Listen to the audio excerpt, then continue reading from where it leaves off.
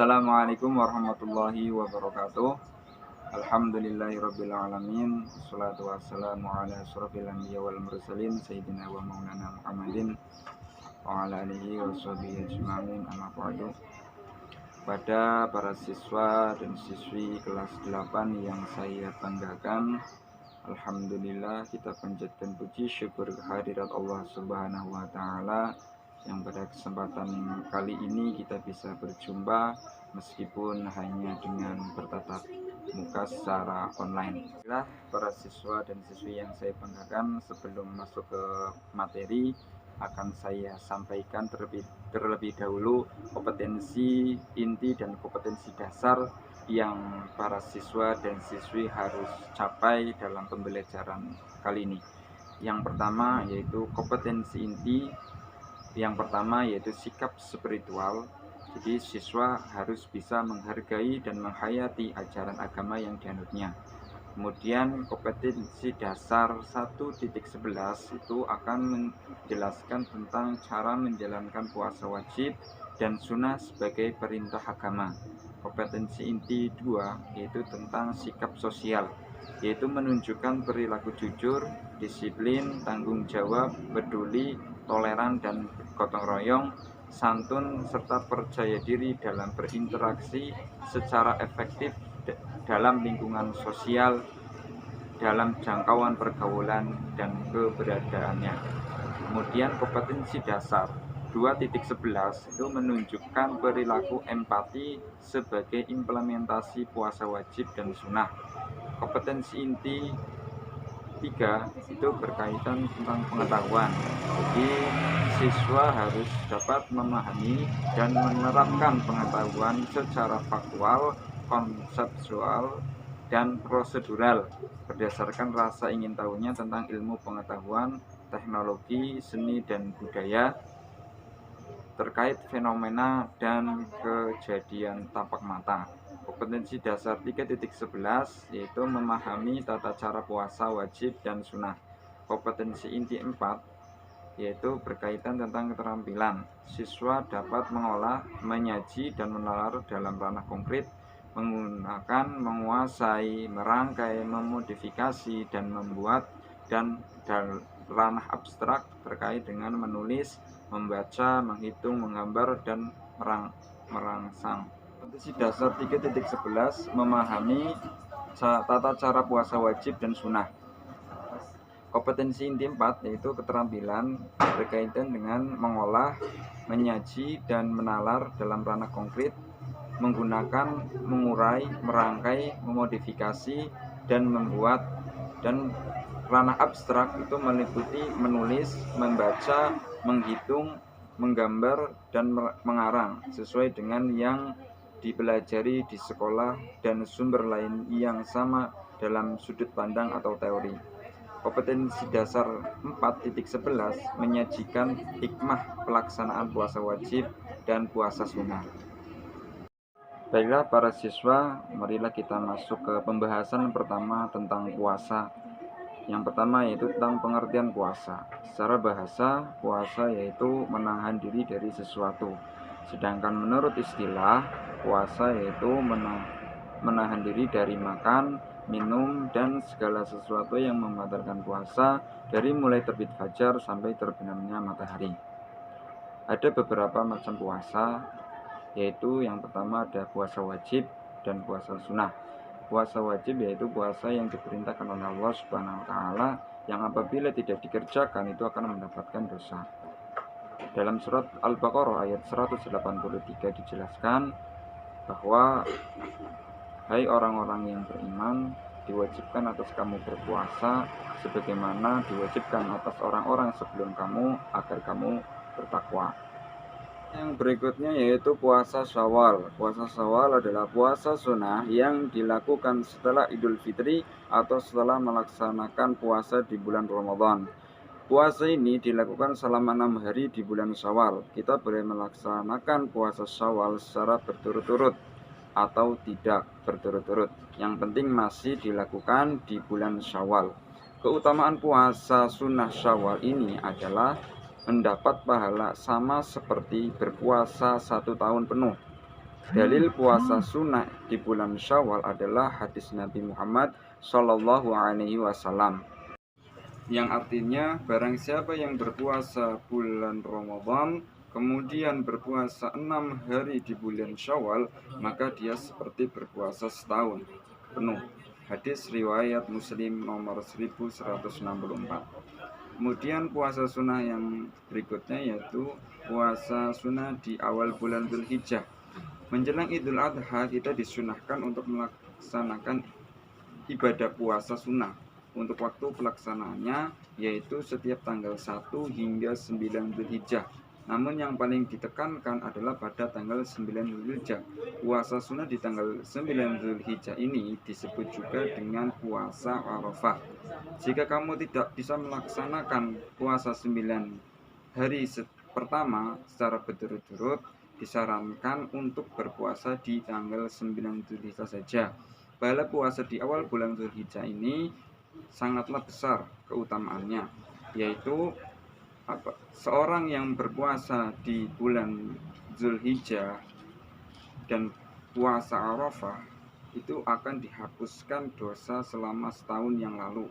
Sungguh manfaat yang sangat besar dari puasa sunnah di bulan Dzulhijjah.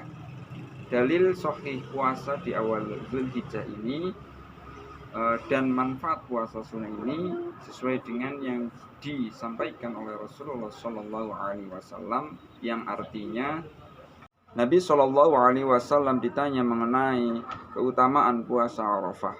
Beliau menjawab, puasa Arafah akan menghapus dosa setahun yang lalu dan dosa setahun yang akan datang. Beliau juga ditanya mengenai keistimewaan puasa Asyura. Beliau menjawab, puasa Asyura menghapus dosa setahun yang lalu. Hadis riwayat Muslim nomor 1162. Oke, di sini saya akan melanjutkan tentang materi puasa untuk kelas 8 SMP tentang puasa. Di sini saya akan melanjutkan materi tentang tata cara puasa wajib dan puasa sunnah. Tentunya tata cara puasa wajib dan puasa sunnah sebenarnya sama, hanya saja perbedaan waktu pelaksanaannya saja. Tata cara puasa sunnah yang pertama itu harus memenuhi syarat wajib puasa. Apa itu syarat wajib puasa? Pasti semuanya pada tahu tentang syarat wajib puasa. Syarat wajib puasa yaitu sesuatu yang harus dipenuhi oleh seseorang yang ingin menjalankan ibadah puasa. Dan jika salah satu syarat tersebut tidak terpenuhi, maka puasanya tidak sah. Apa saja sih syarat wajib puasa? Syarat wajib puasa ada beberapa, yaitu yang pertama, satu, beragama Islam. Setiap seseorang yang akan menjalankan puasa harus beragama Islam. Yang kedua, yaitu sudah berusia baligh. Yang ketiga, berakal sehat. Dan yang keempat, memiliki kemampuan untuk berpuasa. Yang kelima, menetap atau tidak sedang dalam perjalanan. Yang keenam, perempuan yang suci dari haid atau nifas. Cara yang kedua yaitu harus memenuhi tentang rukun puasa. Apa itu rukun puasa? Rukun puasa yaitu sesuatu yang harus dikerjakan bagi siapa saja yang ingin menjalankan ibadah puasa.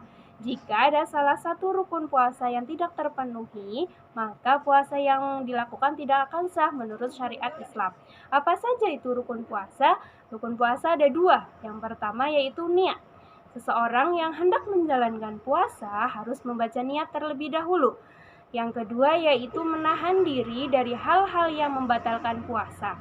Seperti seseorang yang hendak menjalankan puasa harus menahan dirinya dari segala hal yang membatalkan ibadah puasa dan menjaga lisan serta hatinya dari hal-hal yang mengurangi pahala ibadah puasa.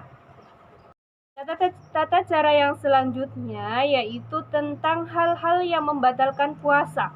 Puasa akan menjadi batal apabila ada rukun dan lain sebagainya. Ada juga yang membatalkan puasa selain rukun dan syarat wajib puasa. Yang pertama yaitu makan dan minum dengan sengaja. Jika seseorang itu makan dan minum dengan sengaja, maka akan membatalkan puasa. Tetapi ketika seseorang itu lupa makan atau minum, maka tidak akan membatalkan puasa. Yang kedua yaitu muntah dengan sengaja. Jika muntah dikarenakan sakit atau sesuatu yang lain, maka puasa tidak akan batal. Hal-hal yang membatalkan yang ketiga yaitu suntikan yang berisi sari makanan atau infus. Memasukkan cairan apa saja ke tubuh dengan sengaja, maka itu dapat membatalkan puasa. Yang keempat yaitu keluar darah haid atau nifas. Perempuan yang keluar darah haid dan nifas memang tidak diperbolehkan puasa. Yang kelima, keluar madi atau mani dengan sengaja. Masih banyak pertentangan mengenai hal ini, tetapi kebanyakan setuju bahwa mengeluarkan mani dengan sengaja adalah termasuk hal-hal yang membatalkan puasa. Hal-hal yang membatalkan puasa yang selanjutnya yaitu berjima atau senggama. Bersenggama adalah yang dilarang ketika berpuasa. Bahkan hukumnya cukup berat, salah satunya membebaskan budak. Hal-hal yang membatalkan puasa yang selanjutnya yaitu murtad atau keluar dari agama Islam. Orang yang keluar dari agama Islam sudah tidak wajib berpuasa. Tata cara menjalankan puasa yang selanjutnya yaitu mengenai tentang adab-adab berpuasa. Adab-adab berpuasa dibedakan menjadi dua, yaitu adab-adab wajib dan adab-adab sunnah. Adab-adab wajib salah satunya yaitu menghindari kata-kata dusta. Yang kedua yaitu menghindari hibah. Yang ketiga yaitu menghindari adu domba. Yang keempat, menjaga hati dari berbagai jenis penyakit seperti sombong, iri, dengki, riya, sum'ah, takabur, hasad, dan penyakit hati lainnya. Yang selanjutnya yaitu menghindari sifat curang dalam segala hal. Yang selanjutnya, menjaga diri dari memberikan kesaksian palsu. Adab-adab yang selanjutnya yaitu tentang adab-adab sunnah, yaitu makan sahur dan berbuka dengan kurma. Bahasan selanjutnya tentang puasa yaitu menerangkan tentang hikmah puasa. Apa saja sih hikmah puasa itu? Yang pertama yaitu orang yang berpuasa 1 hari saja di jalan Allah akan dijauhkan dari api neraka sejauh perjalanan 70 tahun. Hikmah yang kedua yaitu pahala puasa langsung diberikan oleh Allah Subhanahu wa taala. Hikmah yang ketiga yaitu pahala puasa dilipat gandakan dibandingkan dengan berinfak di jalan Allah. Yang selanjutnya yaitu puasa merupakan perisai untuk membentengi diri sendiri. Yang selanjutnya, orang yang sedang berpuasa memperoleh 2 kegembiraan, yaitu kegembiraan ketika berbuka dan kegembiraan ketika menghadap Allah. Yang selanjutnya yaitu orang yang berpuasa di bulan Ramadan karena iman dan introspeksi diri akan diampuni dosa-dosanya yang telah lalu. Hikmah yang selanjutnya yaitu Ramadan merupakan bulan rahmat. Yang selanjutnya itu puasa Ramadan menghapuskan dosa-dosa yang telah lalu. Selanjutnya, orang yang berpuasa mendapatkan keistimewaan di surga. Hikmah yang selanjutnya yaitu puasa membentuk manusia bertakwa. Dan yang terakhir, puasa membentuk kekuatan pengendalian diri. Demikian video pembelajaran tentang puasa, semoga bermanfaat untuk kelas 8 sekolah menengah pertama dan untuk semua orang yang melihat video ini. Terima kasih. Wassalamualaikum warahmatullahi wabarakatuh.